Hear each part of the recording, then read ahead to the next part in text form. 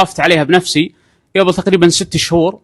أخ سوداني مقيم عندنا في الزلفي اتصل علي الساعة 10 الصباح يوم الجمعة، قال أبو راشد أنا عندي ولدي ارتفعت الحرارة، وصلت حرارته تقريبا 39.5 وبدأ خشمه يرعف مباشرة. ارتفاع بالحرارة وإرعاف بالخشم أدت إلى مشكلة، عاد الله يكون بعونه. وش المشكلة؟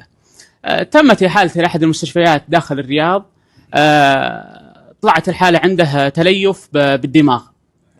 اتصل علي يبكي، طبعا أمه كانت معه في سيارة الإسعاف وهو لحقهم بسيارته للرياض. أول ما اتصل علي مباشرة طلعت مني عليكم سورة الفاتحة، ولا لا توقف الزوجة خصوصا عن سورة الفاتحة مهما كان الظرف عندها إلا إذا دخلت الله يكرمكم دورة مياه أو تصلي، باقي الوقت كلها على الفاتحة.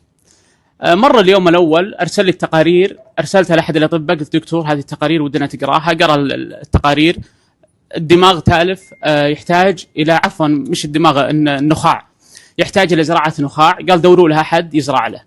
بدينا بالبحث وهو يدق علي، لقيت أحد؟ قلت لا ما لقيت أحد، وعليك